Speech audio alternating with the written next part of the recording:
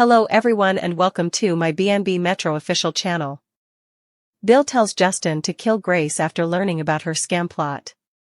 Finn questions apprehensive Grace. While Eric Forrester had every reason to worry that Brooke Logan and Nick Marone were getting engaged soon, John Finn Finnegan questioned a tense Grace Buckingham. Eric persuaded Ridge Forrester to pick Brooke over Taylor Hayes at the hotel in Italy. In an attempt to defend the business, Eric portrayed Brooke as Ridge's genuine love and believed his son had overreacted when she became CEO. Eventually, Ridge came to speak with Brooke in her suite, but she was wearing headphones and couldn't hear him knocking and crying out. Nick was holding Brooke's engagement ring beside the water when Eric went for a walk. That was sufficient to cause Eric to seem scared and to have his eyes bug out. Even after Eric hurried to Brooke's room and cautioned her against allowing Nick to exploit her weakness, she went to meet Nick. After Brooke and Nick texted each other the address, she waited for him and thought back to her happier times in Italy with Ridge. Brooke was shocked to see Ridge had located her after she jolted back to reality. After that, Katie Logan visited the Forrester estate in Friday's BNB episode in search of Donna Logan Forrester, but instead she discovered Taylor. Katie obviously thought that was wishful thinking, even if Taylor had predicted that Brooke could return home engaged to Nick. When Bridget Forrester visited Finn's office at the hospital, he said that he still hadn't been able to contact Grace on Liam Spencer's odd surgery news. But Finn was determined to talk to Grace today, and he saw her passing by and had his opportunity. Grace grudgingly went inside after Finn called out to her, claiming to have been extremely busy. Grace acted as though she didn't have time to provide updates, despite Finn and Bridget's inquiries regarding Liam's amazing procedure. In the end, Grace persuaded Finn to believe her and hurried off. The secret of Grace revealed. Buckingham, Grace. Ridge Forrester intervenes to save Brooke Logan, who is drowning, in the meantime. Let's discuss the upcoming events in the CBS soap opera as you continue reading. The finding of John Finnegan. Let's start with Finn, who is committed to discovering the truth about Liam Spencer's unexpected and remarkable recovery. Together with Bridget Forrester, the doctor has attempted to solve it. Finn even states that he is unable to locate the surgeon's name on the internet. But Grace isn't very direct and continues to be condescending and evasive. Finn eventually discovers the truth about Liam's fictitious brain cancer. The secret of Grace Buckingham revealed. Grace, anxious to continue the plot, is confronted by Finn. In fact, Grace pleads with the other physician to help conceal her secret. Finn demands that Grace tell Liam and Hope Logan the truth, but he is far too moral for that. As Grace stands there, literally trembling, Liam and Hope both sit up in fear. John Finn Finnegan's office at UCLA General seemed to intensify the nervous energy radiating off Grace Buckingham as she hovered just inside the doorway, summoned by his sharp call after he'd spotted her scurrying past like a startled rabbit. Her usual composed, almost ethereal presence was fractured, replaced by a palpable agitation that manifested in the tremor of her hands clasped too tightly in front of her pristine white coat, the slight flutter of her pulse visible at the base of her throat, and the darting, evasive quality of her eyes that refused to settle on either Finn or the room's other occupant, Bridget Forrester, who sat observing with quiet, concerned intensity near the window, her presence a silent testament to the gravity of the situation concerning Liam Spencer's baffling medical update. Finn, leaning forward at his desk, his posture radiating a focused determination that cut through the usual warmth he reserved for patients and colleagues, had been grappling with the gnawing mystery of Liam's purported, miraculous procedure, a surgery shrouded in such secrecy and logistical improbability that it defied standard medical protocols and basic common sense. Especially given Liam's known location and recent traumas, Bridget's arrival, driven by her own familial worry and the same unsettling lack of concrete information, had only solidified his resolve to pierce the veil of obfuscation Grace had masterfully woven. Grace, Finn began, his voice deceptively calm but layered with an undercurrent of steel, cutting through her immediate, breathless excuse about being super busy, a defense so flimsy it seemed to hang in the air. Vibrating with her unspoken fear, we need to talk about Liam Spencer. Now. Bridget and I, he gestured towards the silent observer, whose gaze never left Grace's face, we've hit nothing but dead ends trying to get a clear picture of this supposed surgery. The timeline doesn't align, the location is impossible based on his known whereabouts, and the lack of any transfer records or surgical notes. It screams procedural irregularity at best, and something far more concerning at worst. He watched her closely, noting the subtle flinch at the mention of procedural irregularity, the way her knuckles whitened further as she twisted her fingers, the minute tightening around her eyes that spoke of internal calculation under duress. You were the attending physician who delivered this news, Grace, he pressed, his tone losing none of its intensity but gaining a sharper edge, the one who spoke with Steffi. Yet, when pressed for details, basic details like where this surgery took place, who performed it, the specific nature of the intervention that miraculously resolved his life-threatening condition overnight without any observable recovery period or follow-up care plan, you retreat into vagueness. Out of town. Specialists. That's not medical reporting, Grace, that's evasion. As chief of staff, and as a physician bound by oath and ethics, I cannot let this stand. Liam Spencer's health, the integrity of this hospital, and the trust patients place in us are all on the line here. What aren't you telling us?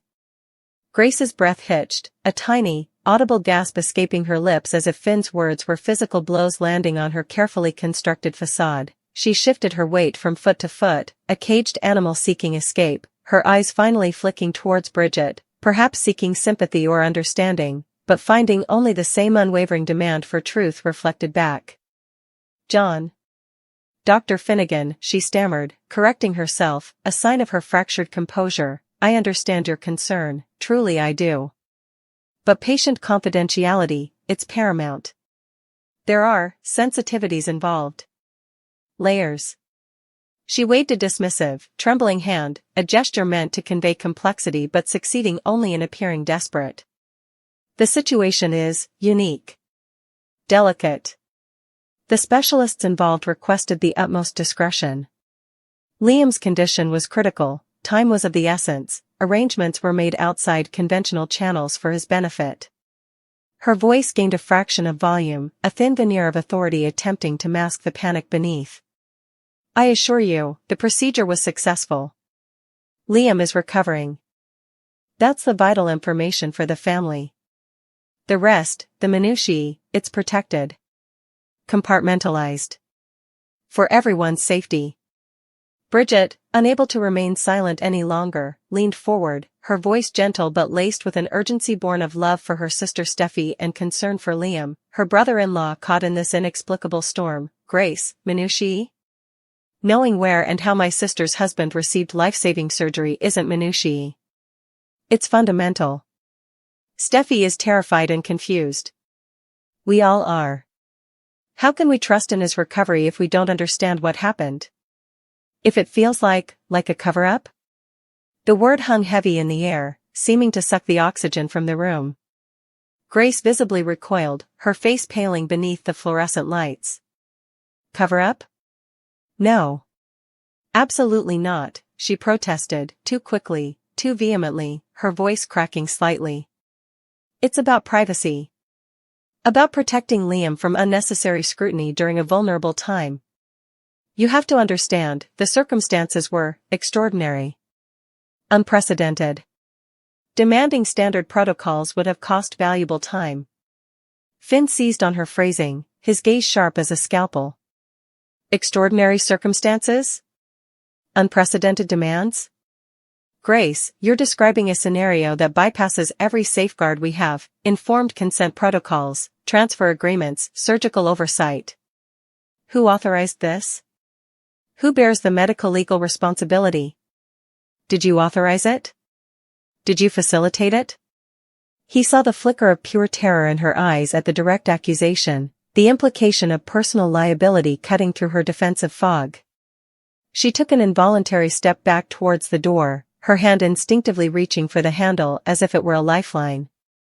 I acted within my purview as his physician to ensure the best possible outcome, she insisted, but the conviction was gone, replaced by a pleading note. You have to trust me, John.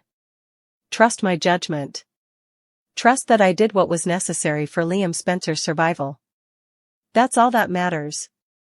The plea for trust, delivered with such palpable desperation, only deepened Finn's suspicion. Trust was earned through transparency, not obfuscation, and Grace's entire demeanor screamed of secrets too heavy to bear, of actions taken that couldn't withstand the harsh light of professional scrutiny. Her physical withdrawal was accelerating, the slight turn of her body towards the exit, the increasing distance she was putting between herself and his desk, the way her eyes darted past him to the clock on the wall as if counting the seconds until she could flee. Trust isn't blind, Grace, Finn stated, rising slowly from his chair, his imposing height adding to the sense of her being cornered, his voice dropping lower, becoming more dangerous in its quiet intensity. Trust is built on facts, on documentation, on adherence to the ethical codes we swore to uphold. You're asking me to ignore glaring inconsistencies, to turn a blind eye to what looks like a massive breach of protocol, possibly involving unlicensed practitioners or facilities operating outside the law. You're asking me to risk my license, this hospital's accreditation, and potentially Liam's actual well-being on your say-so, while offering nothing tangible to support it. That's not trust, Grace. That's recklessness. Or complicity. He took a deliberate step towards her, not threateningly, but to block her easy retreat, forcing her to meet his gaze. Who were the specialists? Where exactly was the surgery performed? Show me the communication authorizing it. Give me something concrete, Grace. Anything. The pressure was too much. The carefully constructed walls crumbled not with confession, but with a final, frantic surge of evasion.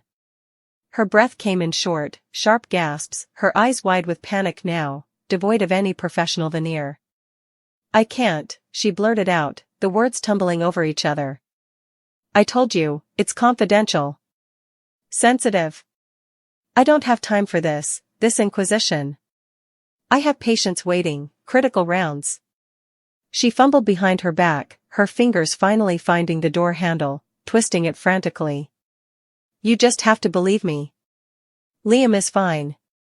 That's the only update I have. Now, please, I must go.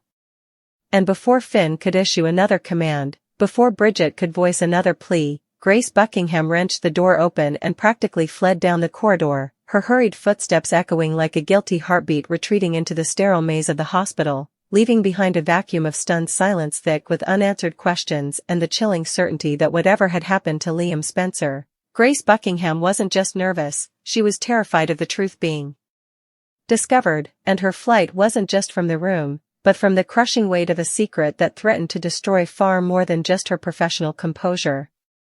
Finn watched her disappear, his jaw clenched, the concern in his eyes hardening into a resolve fueled by betrayal and the imperative of his oath. Bridget simply stared at the empty doorway, the word cover-up echoing louder than ever in the quiet room, transforming Grace's nervous evasion into a damning admission of something deeply, dangerously wrong. The interrogation was over for now, but the hunt for the quivering truth Grace so desperately guarded had only just begun. The Los Angeles air, thick with the scent of salt from the nearby Pacific and the intangible ozone of impending scandal, crackled with simultaneous crises unfolding across the city's opulent enclaves, miles apart, yet inextricably linked by the tangled threads of deception, desperation, and the unwavering pursuit of truth. Two dramas hurtled towards their breaking points, one physical and immediate, the other a psychological bomb threatening to shatter carefully constructed lives.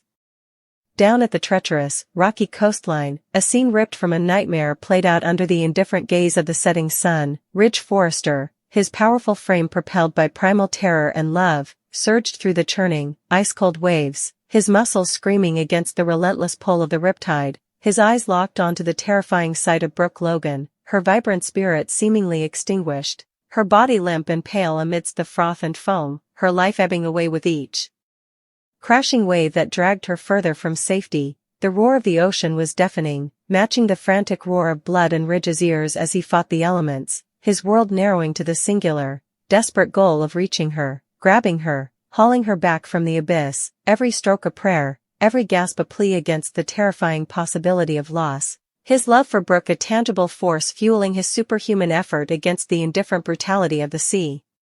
Meanwhile, insulated within the sterile, fluorescent-lit corridors of the imposing hospital, a quieter, Yet no less explosive, confrontation was reaching its inevitable, shattering climax, far removed from the raw fury of the ocean but charged with its own potent, emotional tempest.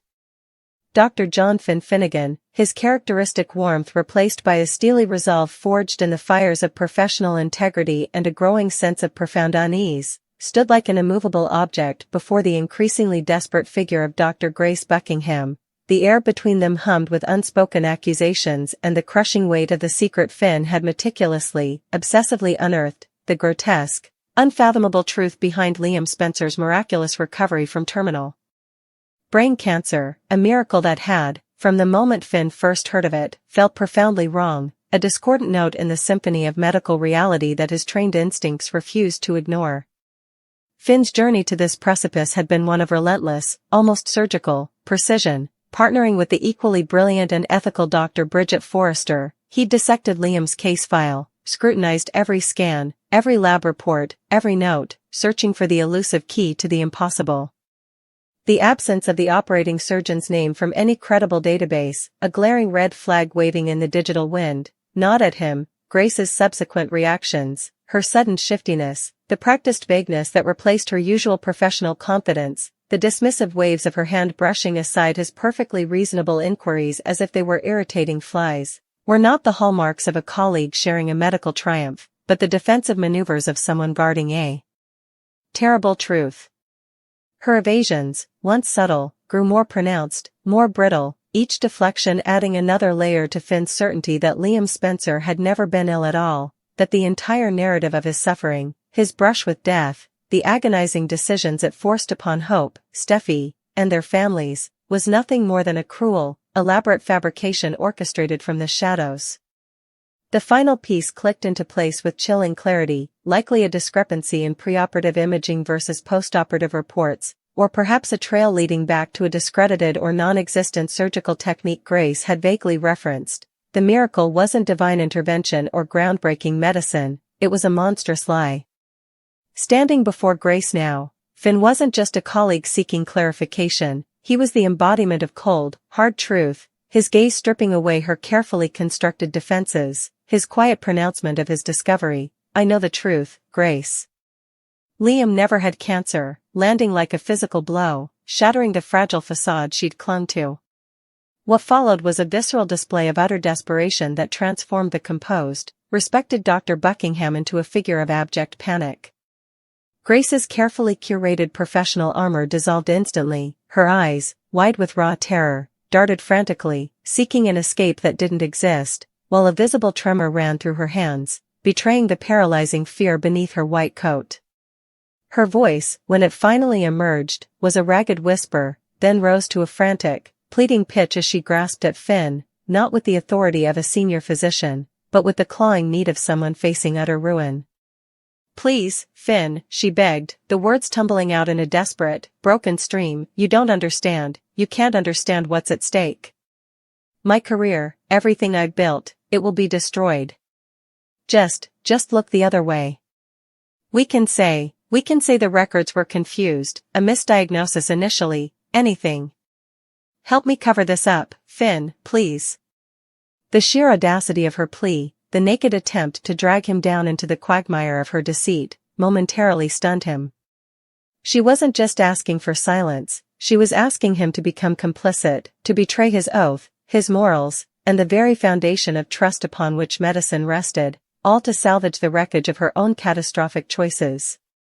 Her desperation was palpable, a thick, suffocating miasma in the sterile room, but it only served to solidify Finn's resolve. Witnessing the depths she would sink to avoid accountability hardened his heart against any flicker of sympathy her panic might have evoked. He recoiled, not just physically from her grasping hands, but morally from the abyss she represented. "Cover it up?"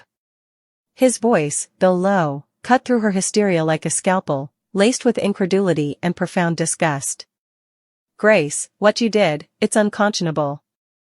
You played with lives, manipulated families, exploited the deepest fears of people who trusted you. There is no covering this up. The only path forward, the only shred of decency left, is the truth. You will tell Liam.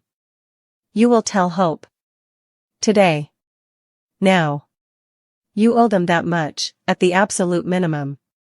His ultimatum was delivered with finality, leaving no room for negotiation or further pleas. He was the unmovable rock against which the waves of her desperation broke uselessly.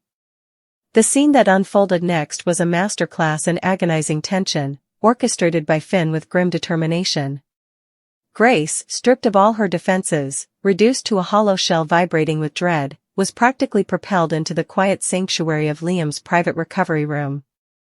Hope Logan was there, a constant, loving presence at her husband's bedside, her hand clasped tightly in his, their shared relief over his survival still a warm, palpable thing in the air, a fragile piece about to be obliterated. The atmosphere shifted instantly as Grace appeared in the doorway, her posture radiating guilt and terror. The color drained from her face, leaving it ashen, and she seemed incapable of meeting their eyes directly, her gaze fixed somewhere near the floor, her hands clenched together in a futile attempt to stop their violent trembling. Finn stood slightly behind her, a silent, unwavering enforcer of accountability, his expression grave, his presence a constant reminder that evasion was no longer an option. Liam, propped up against